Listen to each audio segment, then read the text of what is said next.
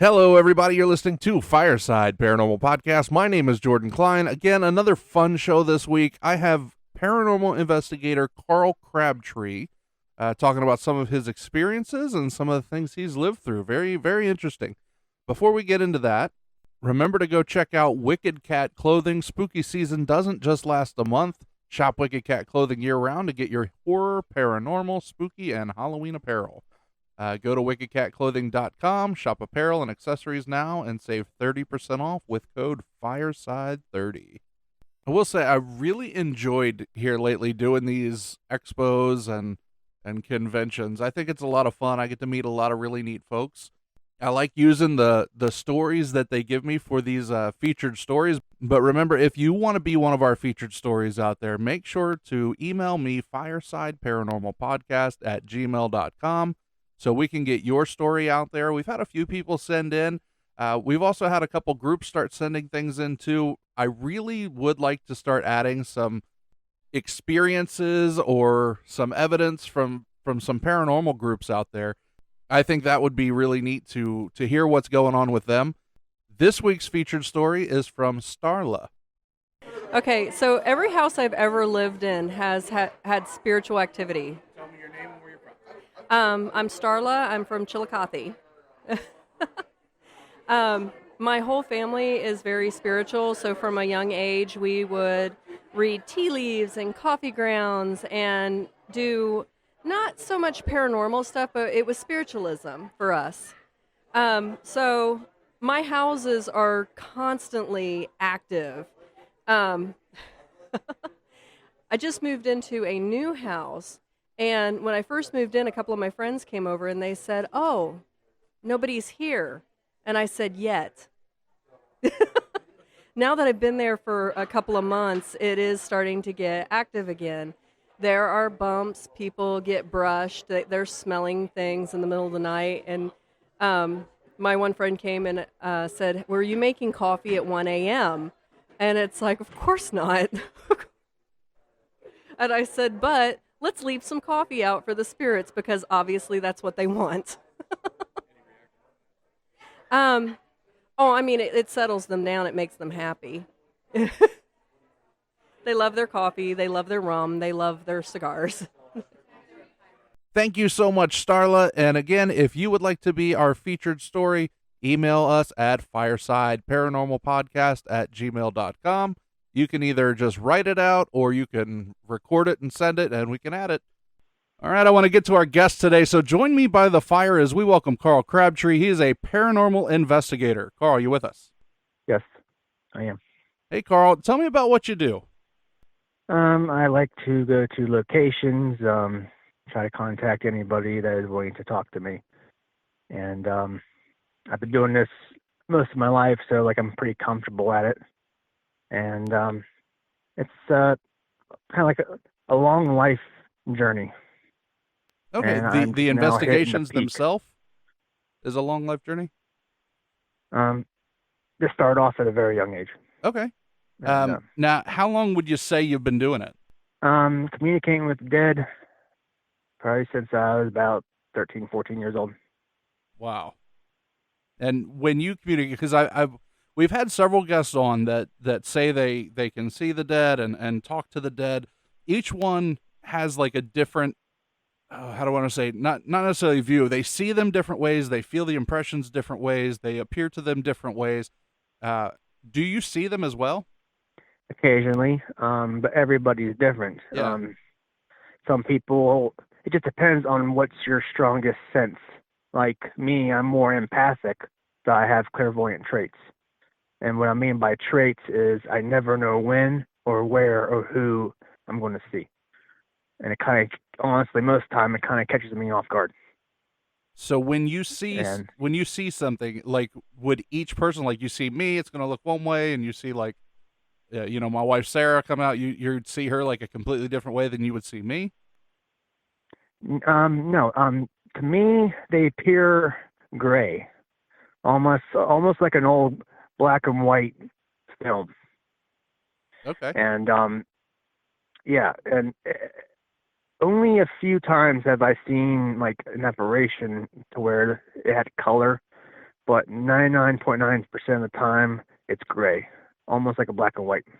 Now, is it almost more shadowy? Is it like as real as, somebody sitting It in a just room with depends. you? It just depends, because if a spirit fully manifests, well, then it becomes more clear. If they partial manifest, it appears almost like a mist or like a dim fog. And then sometimes they like to appear in like shadow form, like the whole shadow person. Okay. It just depends on the spirit. Now, you hear them as well, right? Yes. And It's not all the time, not as much as I'd like. Natural hearing, it comes in spurts. Um, it's almost like a whisper. Sometimes it's louder. Sometimes I can barely understand. If I really want to get into a deep conversation, I have to channel through a tool, and that's where spirit boxes come into use and stuff like that. okay. Like And I was going to ask you that too. Yeah. well, channeling is difficult because it's real draining on me mentally and emotionally. Now, is this when you're using like a spirit box? Yes, a white noise frequency, um, depending on what type, because you have app form and you have like a actual device. App form has the same concept. The one I use is all white noise, just straight white noise. Okay. And once I establish a good, strong connection, that's when they start chiming in. So it's almost like a two-parter. You're using the device and then you're using yourself. Yes. Okay. Now, when you hear them, like you said, sometimes they're louder, sometimes they're quieter. Like, is it like a Yes, it just loud depends. whisper, like a, or is it like a louder, like It's screaming almost voice? like a whisper, Mm, like they're whispering in your ear. wow. Like they're right up on you. Well, one time this happened not too long ago. I woke up and I didn't hear anything. I thought maybe my wife left, so I asked, like, is she here? And I heard a woman, which is one of the spirits of my house, said, as clear could be, yes, she's here. And I was like, well, that's rare. Rare do I ever hear a response, as if I'm talking to you right now. Usually, most time, it's usually a whisper. Wow. Wow. Now, you investigate. Do you investigate more on your own, or do you have a team? Do you have a group of people that you go with? I'm trying to develop a team, but it's hard to find people that got the free time to really dedicate to it. So most time I'm usually by myself, and That's like understandable. I usually work alone because of my empathic traits. I don't want to be close to people when I'm trying to pick up on a presence. You know what I mean? When Would it give you people, like a false presence or something? yes, because if I'm too close to people, that's when I start feeling their emotions Mm. rather than whoever I'm trying to connect with. It's all about distance. Got to maintain the right amount of distance between me and other people. What types of places do you like to investigate? Because I know we've Well, talked before about some locations, but do you have like a hmm. preference that you like to go to? Well, I mean, the only real places that anybody can really go to is common is cemeteries. But like this past towards the end of the summer, I started going to like old abandoned houses, and I got people saying, "Well, that's not safe. There's asbestos. There's Yeah. you can get in trouble." So yeah, I mean, I've been eager to locate new places to check out, and it's actually not easy. I mean, like, without getting in trouble with the law, yeah, I have to really watch what I do. Now, have you ever done like an event like going to like the penitentiary, like here in this area? Because for those of you out there that don't know, Carl lives in the same kind of area that I do. Like we have the Bel Air house that is close. We have the penitentiary. Have you ever been to any of those locations? I've been to the penitentiary twice. I've been to the Ohio Reformatory. That's where they filmed Shawshank Redemption. Uh-huh. I was there last summer. The penitentiary, the real active area is the psych ward. Mm-hmm. That's where I felt the most emotional energy of anywhere else in the prison. So did you feel like you were getting like bombarded with spirits or voices or anything like that when you were up there? Oh yeah, like I'm like, I mean, they, I mean, like they, like as soon as I enter the room, they swarm. It's like they're drawn to me. I'm like a beacon. And that as soon as I walked up the steps, because there's a flight of steps right before you get to the psych ward, and like as soon as I walk in that door, it's like boom, they were there. And if you listen closely when you're there, there's a lot of background noise. Like you'll hear almost like a clicking sound. Anybody would think maybe like it's like the wind or something, but it's them making noise. I know. I did an event. This was 10 plus years ago. I did an event there. I hosted an event, and we were up in the psych ward. And I remember, somebody calling out, "Hey, if you're here, knock 3 times." And clear as day, there was only a group, I think 3 of us standing there in that whole area, and just as loud as can be, bam, bam, bam. Well, spirits can interact physically, but it requires a lot of energy on their part.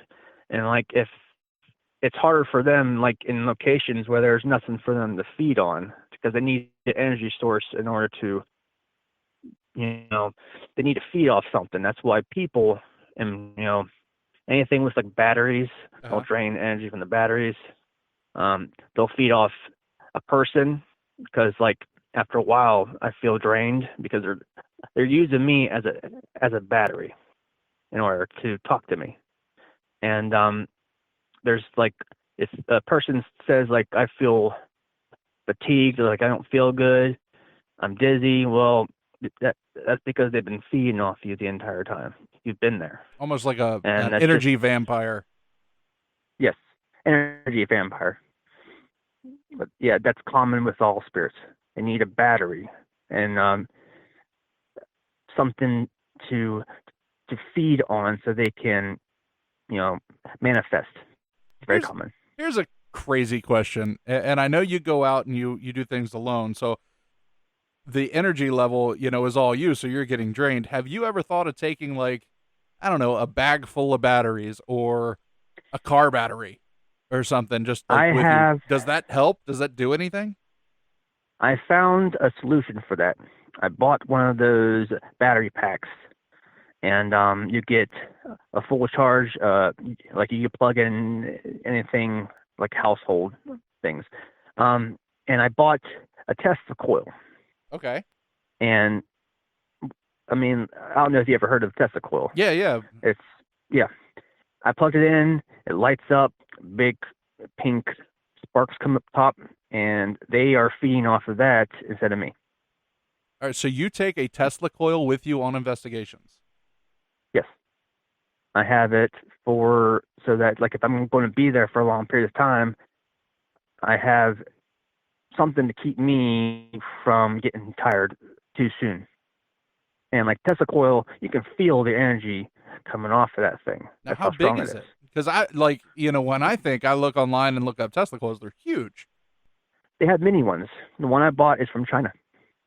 How big would you say it is? It's probably maybe 5 inches high. Okay, and Tesla coil. I wonder if there's any other investigators that are listening to the show. Let us know. Like, have you ever taken a Tesla coil on an investigation? Have you ever used that? That'd be interesting. You might have started like a whole new, Well, it is. thing. I have seen it on Ghost Hunters, Okay. like the newer ones. They were in, I think, a high school, and the guy there, I can't remember his name, but he actually used one, and it was pretty wild.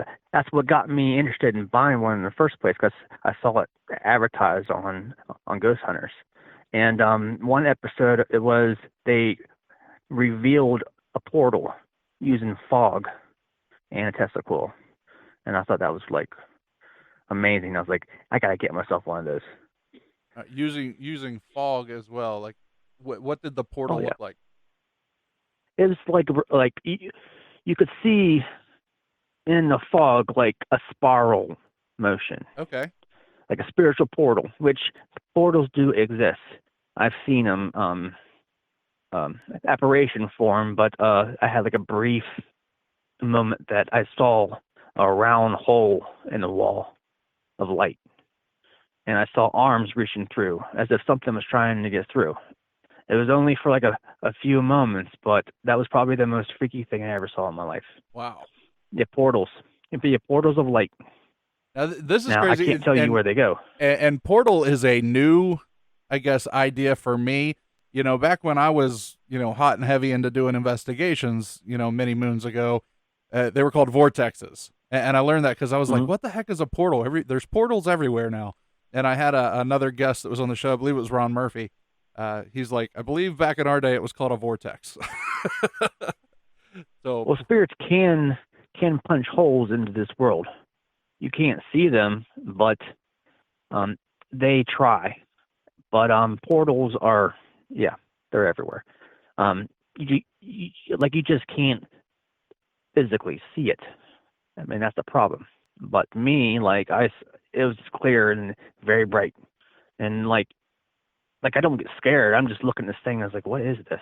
And then I saw a pair of arms reaching through. And I'm like, okay. And then it was gone, just gone. It's like my sight just stopped, and then it was gone. So because when I see something, it's only for a moment. Okay. If you had to guess, where does it lead? Where is somebody reaching out from? I mean, are they reaching out from like another plane of existence? Are they interdimensional beings, you think? Are they pulling themselves from hell? Like, where do you think these arms are reaching from? Well, that's where, I spent time communicating with, the common spirits always around me.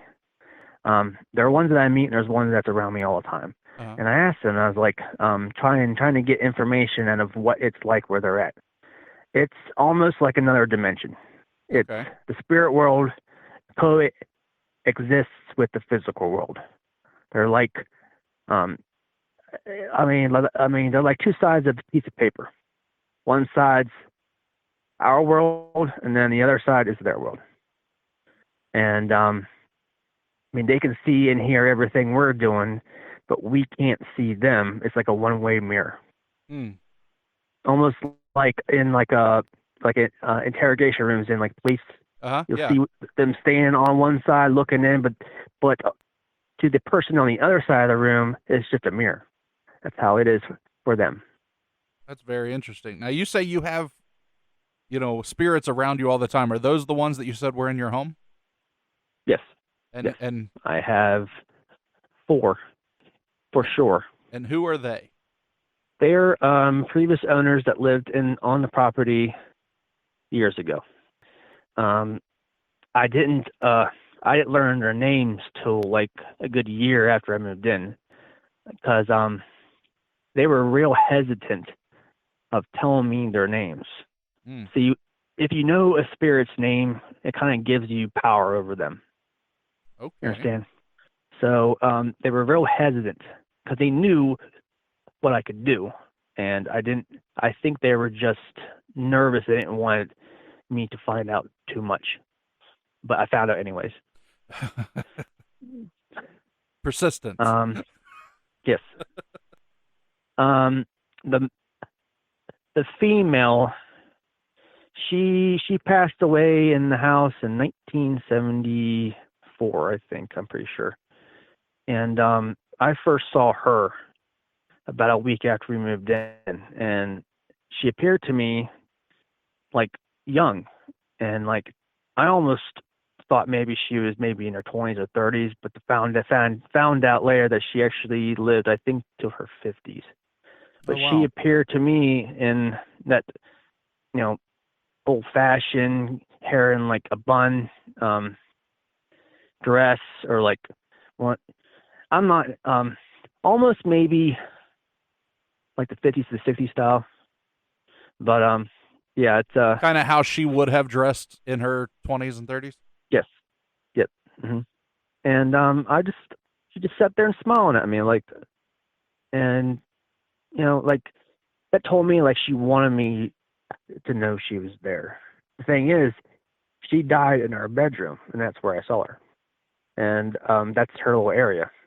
And it took her a while for her to show herself, but because she seemed happy, like she was happy that I saw her. And that made me feel that maybe she felt lonely. Like, and at least that's the impression I got. That's neat. Now, who else do you have in there? Her husband, he passed away in 85. He and I had a rocky start. I didn't think he truly liked me because, like another dominant male in the house. Yeah. You know what I mean? But it took time for him to come around. Now, what kind of things would happen? Nothing. 99% of the time, like you'll never know they're there. Like, well, I mean, like right you said, you had a rocky start. Like what? Oh, that. No, it's just I tried to maintain certain rules. I mean, like knowing that there's spirits in the house, it's good to maintain like a peaceful environment. And like I was worried that the wife and the kids I didn't want any of them getting scared. So I took time talking to them. And I told them, like, when I first moved in, I told them, it's like I knew they were there, but they didn't show themselves until later. And I told them, it's like, as long as you don't bother me, you don't bother my family, you don't bother my kids, you can stay. I made like a little pact with them. Uh-huh. And ever since then, they have never, not once, showed themselves to the kids or the wife. Now, like they don't move things around, they don't make noise. You never know they're there. Okay, so you have the husband and wife team. Who are the other two? The other two were spirits that followed me from one of the cemeteries close to home. Oh. Yeah. Carl. And that was a huge eye opener for me, because this past summer I went up to this very old cemetery, like 1800s, you know what I mean? And I talked to a few people there, and that night a little boy showed up in my room. And I saw, like I saw this little boy just walking around the bed, and I thought it was my son. So like I leaned up and I looked at him and I saw his face, and it was just this blonde kid.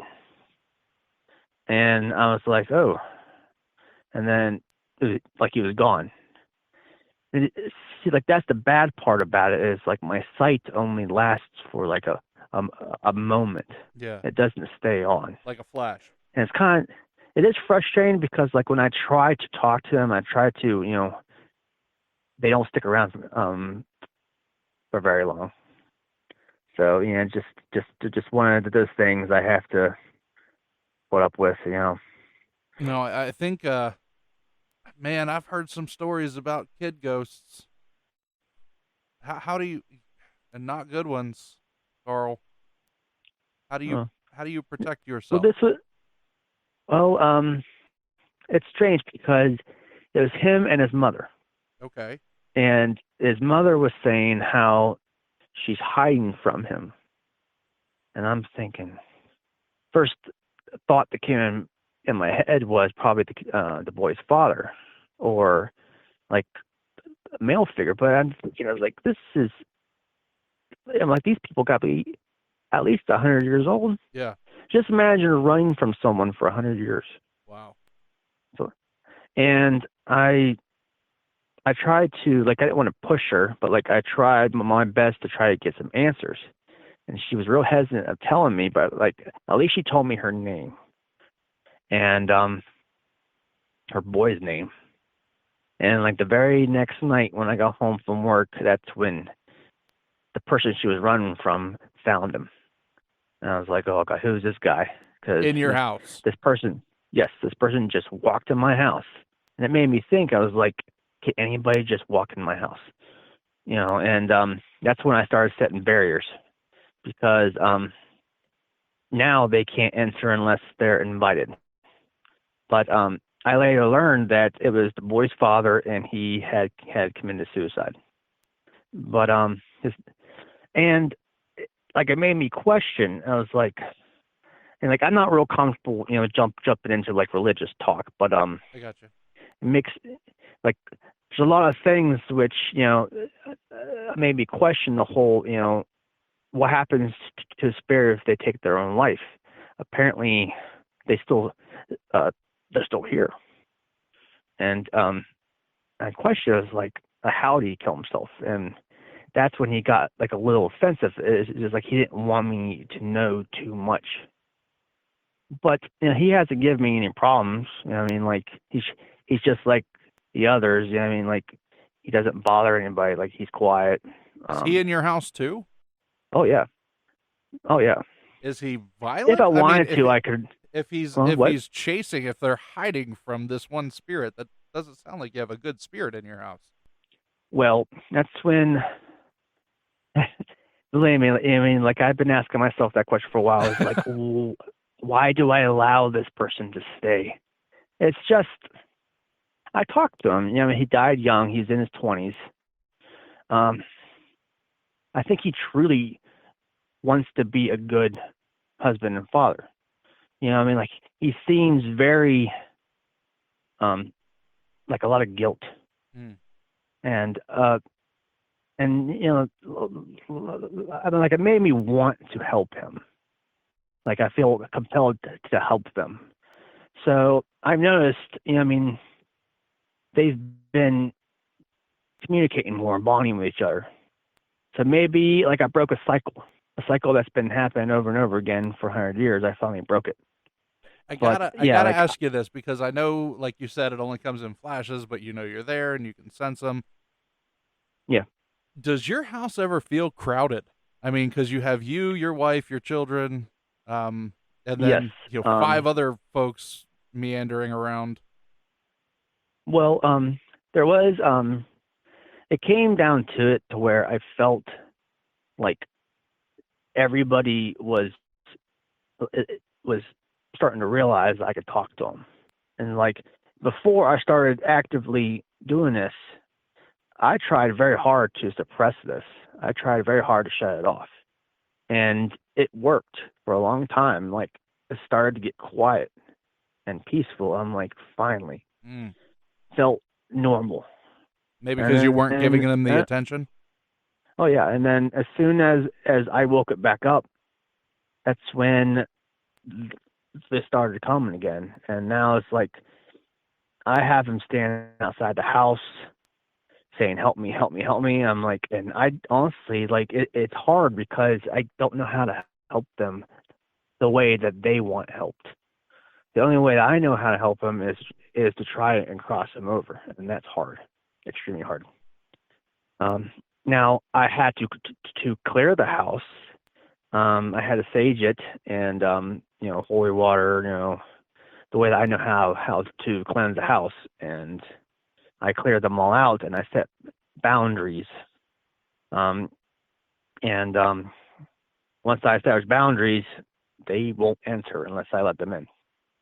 But the thing is I didn't know that until afterwards. I'm like, I had to talk to somebody who has knowledge in this. I'm like, what can I do to keep them from coming in. And that's what they told me, certain steps to take. And now, since I have boundaries set up in my house, they can't come in now unless they're invited. And every time I channel, I can hear them invite me in, let me in, let me in. It's like they want to come in. And it's like I keep have to tell them no, no, no. Because I can't risk inviting something bad in. Not at all. Because like real evil exists. Oh yeah, like real evil exists. I've seen it, I felt it, and like you never know when something bad will walk into your life. Karl, how do you protect yourself? How do you keep yourself safe? Because you leave the house. Oh yeah, all the time. I have to limit how much that I talk to them, and always have to send them away. You gotta tell them, I send you away. I send you away, because that tells them you don't want them to follow you. Sometimes they listen, sometimes they don't. It's a very touchy thing, because like anytime somebody wants to ghost hunt, you're risking them following you home. Exactly. You're risking them coming into your life, and if they're a dangerous, like a negative spirit, they could really cause a lot of problems in your life. Well, I mean, I talked to Bishop James Long just a few weeks ago, and something he said that you don't know the words you say sometimes during an EVP session is the invitation they need. Yes. Show yourself. It's is there somebody here? Easy. Show yourself to me. I mean, that's an invitation. It's very easy to invite them in. I mean, anything that gives them the impression that you want to talk to them, or like they will do everything they can to stay with you. Now, what do you think it is that creates that desperation in them? They're lonely. Just imagine being around a group of people. No one can see you. No one can hear you. You can't talk to them. You can't interact with anybody. You're invisible to everybody. You're shouting, you're screaming, you're trying to get people's attention, and no one knows you're there. To them, it is in a very lonely, negative existence. Now, do they see each other? Why some of them choose to stay there, that's, everybody's different. Every spirit has their own personal reason. Can they see each other? Yes. Yes, they can. Like they do interact with each other. In my head, like, okay, like you said, it was like the opposite sides of a sheet of paper, right? We have our world, they have their world, and they can see our world, we can't see their world. Wouldn't their world be more crowded than ours? Yes, because most of the time when people die, they don't cross over. A lot of times they stay. Usually it's for attachment. They're scared. They have guilt. Those are the common reasons. They're guilty about something they did. They're attached to a person, place, or thing, or they're scared to move on. They're scared of what awaits them on the other side of the light, which the light, apparently, one spirit said he was terrified. He saw the light and he said, there's no way I'm going in there. And I told him, I was like, well, there's nothing to worry about. That's the doorway to heaven, which I believe that's what it is. But I was trying to help him feel comfortable enough to walk into it. But he absolutely refused. And I'm like, well, I don't know what else to do for him. And that happens a lot of time. They are absolutely terrified of walking into that light. Though I have met some that were willing. I think what it is like they just spent so much time here, they were just ready just to leave. But not all ghosts are like that. A lot of times they fight it.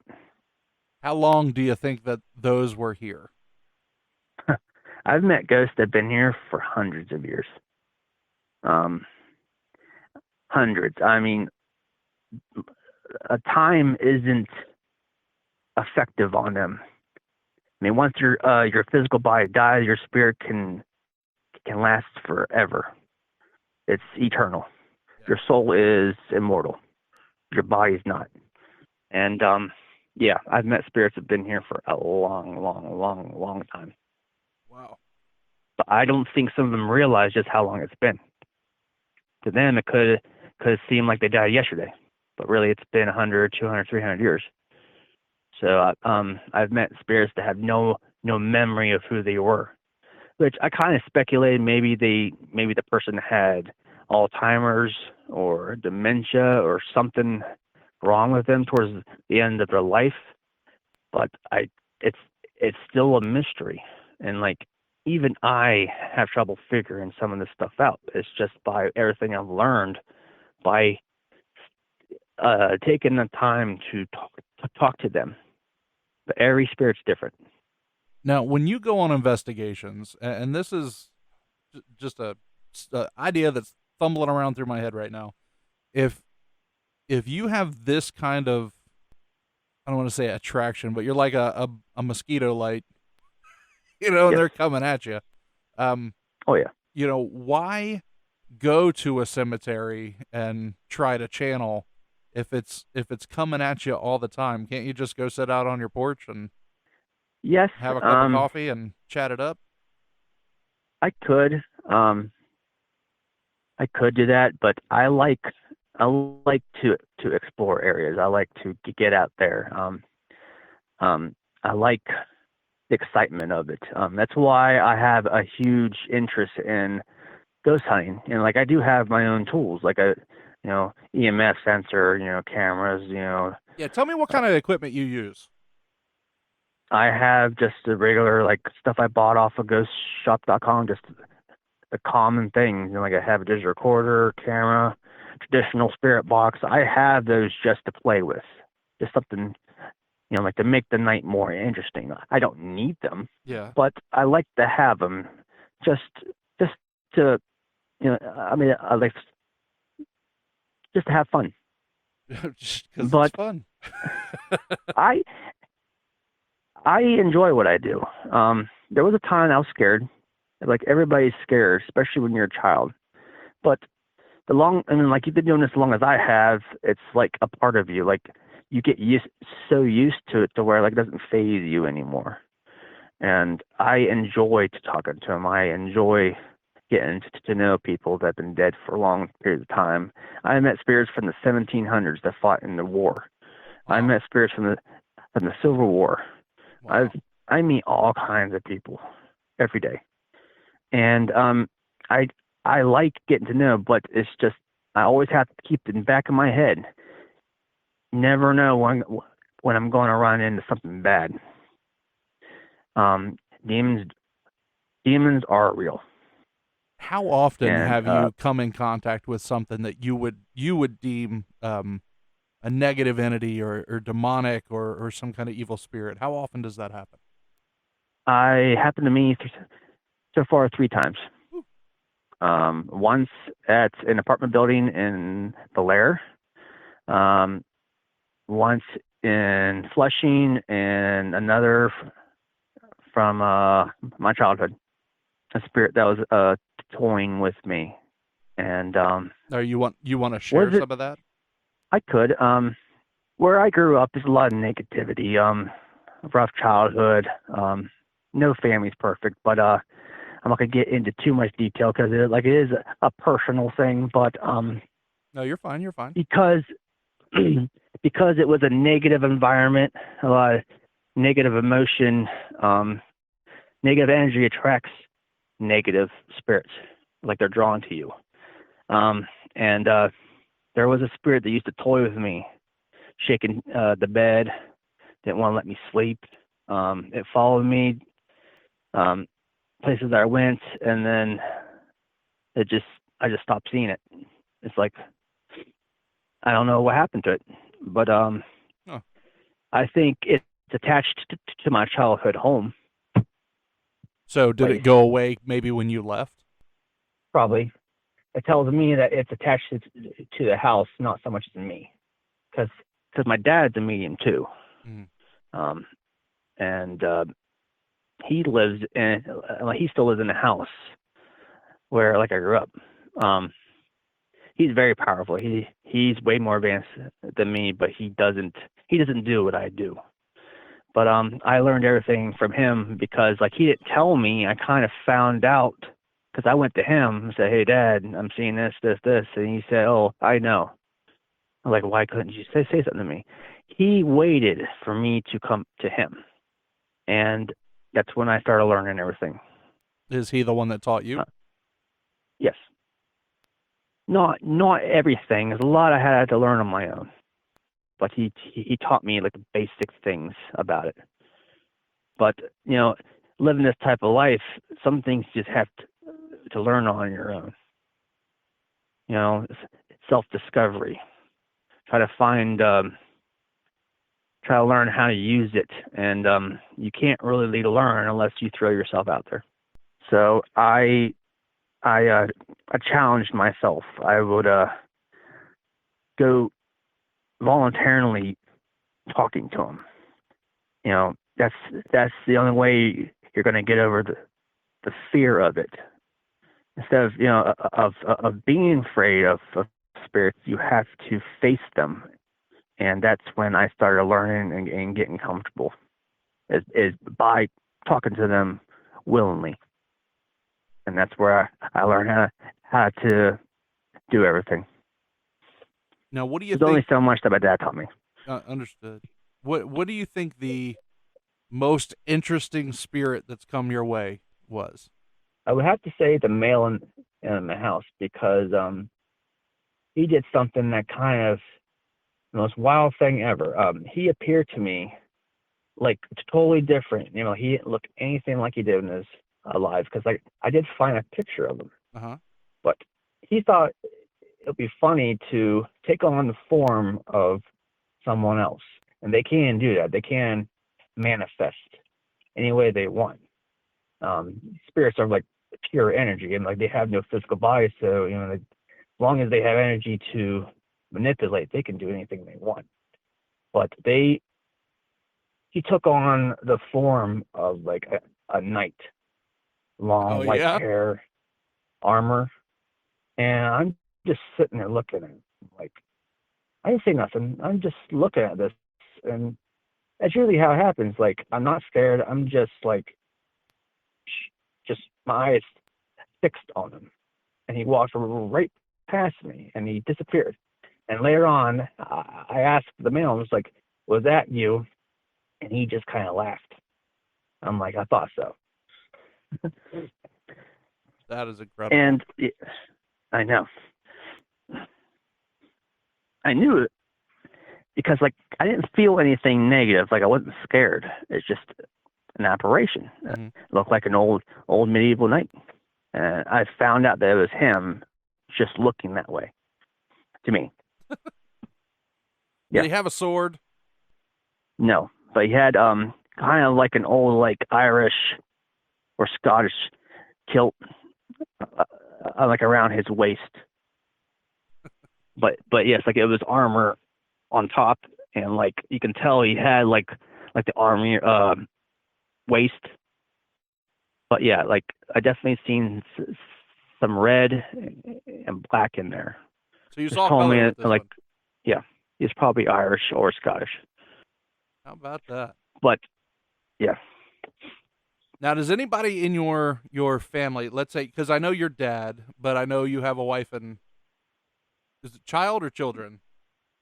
Children, I got two. Do my any son, of them, do you suspect?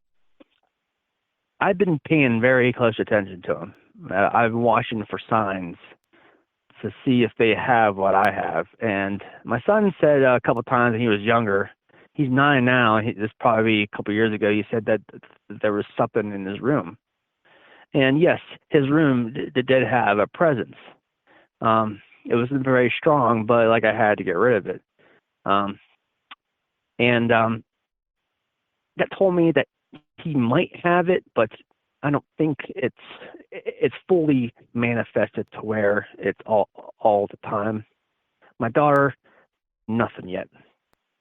But honestly, like if I can spare them this life and live a normal life, I would hope that they don't have it. Now, what about your wife? No, she absolutely does not have any sensitivity at all.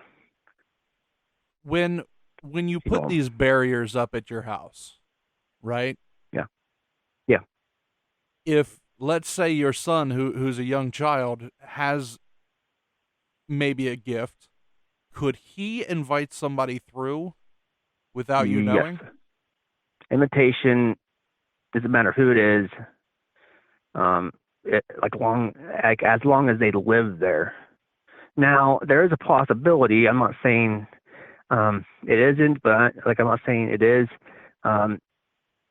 Say if someone goes to someone's house and they have like a Ouija board, they can invite someone in, or if someone has a spirit box there at someone's house, they can invite someone in. Like there are loopholes. You know what I mean? Like I said, like anybody can invite anybody in. You just have to be very careful. Yeah. But it's just me here, so I have those barriers up. But yes, it is possible my son or daughter could do it. I think about that stuff all the time. Kind of scary, especially with how open you are. You know. Yeah. Now, what does your wife think of all this? Is she even into the paranormal? Kind of. It's definitely iffy. I've shown her evidence of recording stuff, and I know she's a believer, but she's not active. I don't think she wants to get involved in that way. I got you. I mean, she's one of the admins on my group. She'll help me run the page, but as far as physically getting into it, investigations, she won't do it. And that was going to be my next thing going into your Facebook group. What is your Facebook group? I called it Medium and a Paranormal Investigator. It's just I put a group together to just kind of share my stories, my investigations, a place where I can post things and talk about things.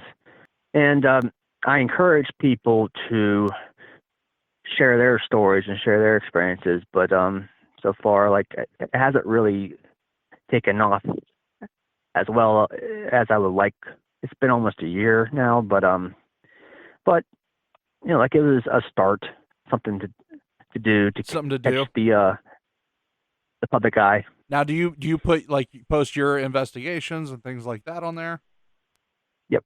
Okay. Anything I do, if I have a good experience, a good investigation, I'll post a video, or recordings, or I'll talk about it. Try to share my stories with the members and anybody else who wants to join. And is it open for anybody to join? So if we got any listeners out there that are like, hey, I'd like to see what this is about, is it open up for everybody? It is a private group, but anybody can join. Okay. The basic questions, just be respectful to other members, stuff like that. So not hard to get into with that. You don't have to say your blood type and hand over your firstborn. No.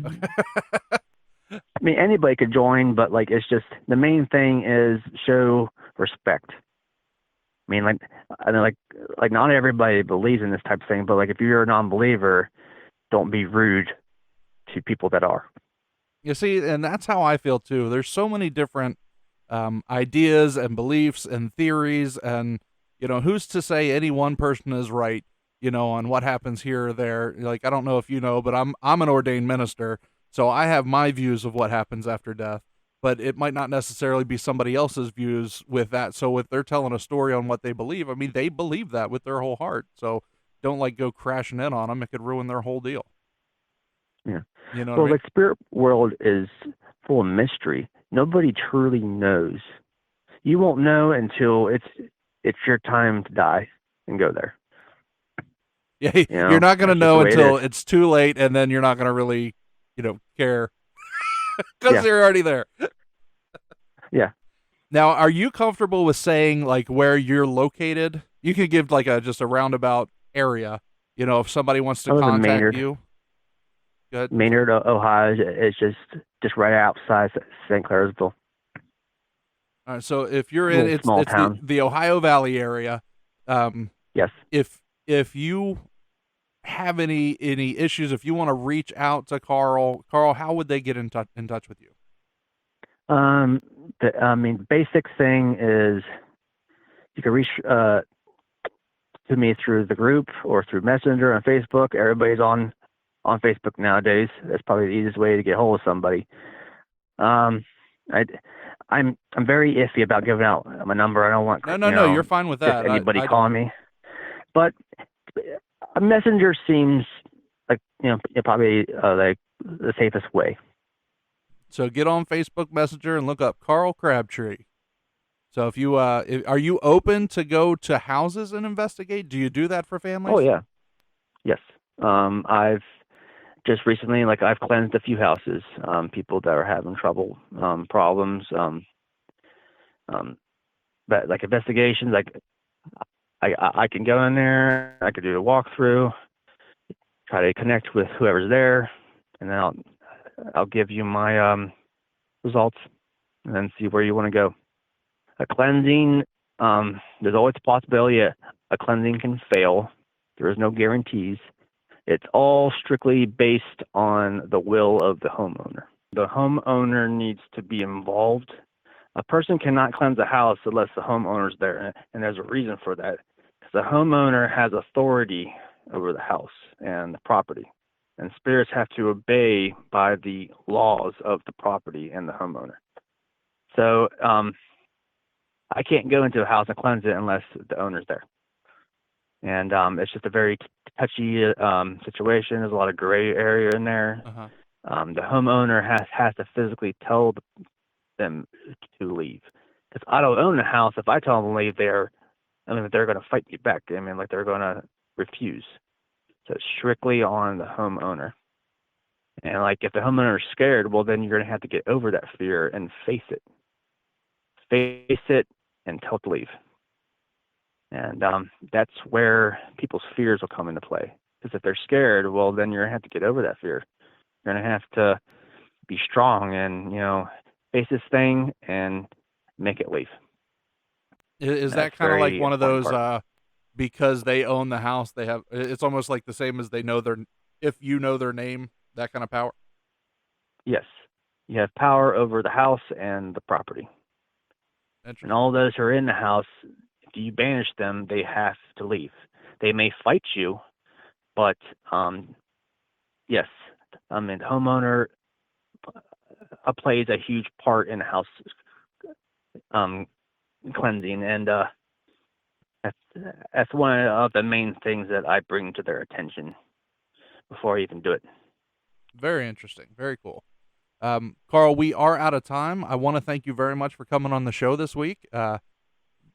Very cool concept. It went a different way than what I thought. I thought we were going to talk about some paranormal investigations, and man, we took a turn, and it's very interesting stuff. Well, you're welcome. I'm an open book. I have so many stories. Different experiences. I can go all day. Yeah, well, we'll have to have you back on and share some of these stories. We love stories. Sounds good. All right, you have a good night. You too. Bye. And with that, the fire is out. Thank you again so much, Karl Crabtree, for sharing your story with us. If you guys would like to reach me on social media, definitely check it out. I'm on Instagram, Twitter, TikTok. We're having a lot of fun on TikTok. Our Facebook group is growing by leaps and bounds, having some really cool connections on there. So our Facebook group is Fireside Paranormal Hub. So if you haven't added that yet, definitely join the group. And check out our webpage, firesideparanormal.com. When I post a show, I post it there first, and then the new uploads will be on Mondays, to the, podcast sites. So if you want early access to the shows, that is the best place to check it out. And it also goes to our merch page, which is all of our Fireside shirts, and there's some really neat stuff on there, too. We got phone cases, pillows, tote bags, cell phone cases. There's some really neat stuff on there. So if you like the show and you want some merch, that's the best place to check it out, firesideparanormal.com, and then select the merch tab. And if you like the show, I would really appreciate it if you give us a rate and review. If you're on like Apple or Google Podcast or Audible, if you're on Spotify, they do those ratings with star ratings.